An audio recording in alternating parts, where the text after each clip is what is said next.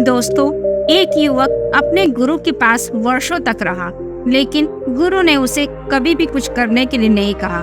बार बार शिष्य पूछता रहा कि मुझे कुछ आदेश दीजिए, मैं क्या करूं? लेकिन गुरु हमेशा यही कहते, मुझे देखो, मैं जो करता हूं वैसा करो, मैं जो नहीं करता वह मत करो, इसे ही अपनी सीख समझो। लेकिन उसने कहा, इससे मेरी समझ में कुछ भी नहीं आता, आप मुझे कहीं और भेज दें। तो गुरु ने कहा, ठीक है, यहाँ से कुछ मील दूर एक सराय है, वहाँ जाकर तुम 24 घंटे सराय के मालिक पर नजर रखना, वह तुम्हें बहुत कुछ सिखा देगा। उसने गुरु को प्रणाम किया और वहाँ से चल पड़ा।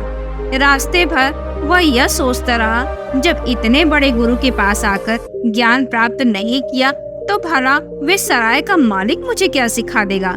आखिर है तो धर्मशाला का रखवाला ही। लेकिन बेमन से चला जा रहा था, क्योंकि गुरु की आज्ञा जो थी।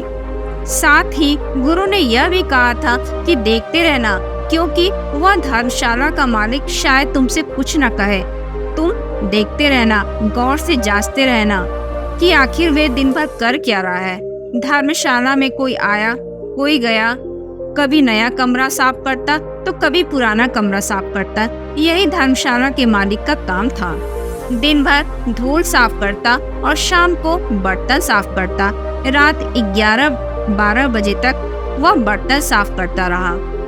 और जो सुबह जब 5 बजे शिष्य की नींद खुली तो वह भागा सराय के मालिक के पास, देखे कि वह क्या करता है। लेकिन ये क्या, वह फिर से बर्तन साफ कर रहा था।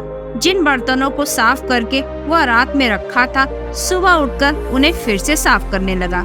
यह सब देखकर शिष्य से रहा नहीं गया।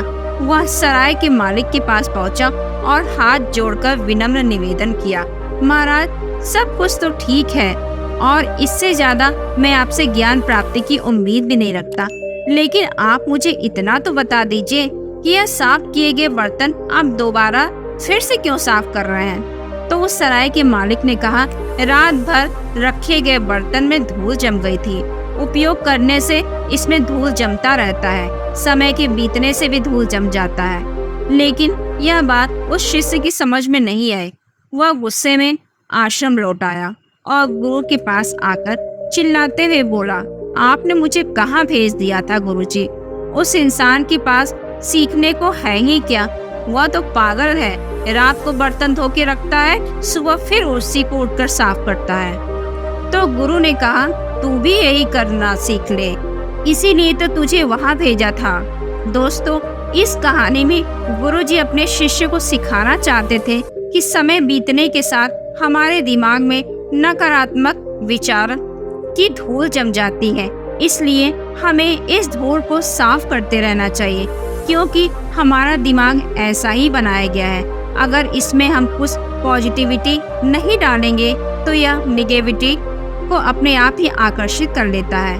यह मास्टर यही चीज सिखाना चाह रहे थे कि अगर हमें अपने लक्ष्यों को प्राप्त करना है तो अपने आप को हमेशा यह याद दिलाते रहना है कि हमारे लक्ष्य क्या है, हम क्या पाना चाहते हैं। क्योंकि समय के साथ नकारात्मक विचारों की धूल हमारे लक्ष्य को धुंधला करती चली जाती है। यदि अपनी लाइफ में हमें कुछ अच्छा करना है तो एक विजेता की तरह खुद को याद दिलाते रहना है कि हम कौन हैं, हमारी मंजिल क्या है। गुरु ने शिष्य से भी यही कहा, तू अपने मन को लगातार साफ कर, दिन में भी साफ कर और रात में भी साफ कर, और साफ करते करते सो जा, उठने के बाद फिर से साफ कर। असल में तुझे अगर ज्ञान और शांति को प्राप्त करना है तो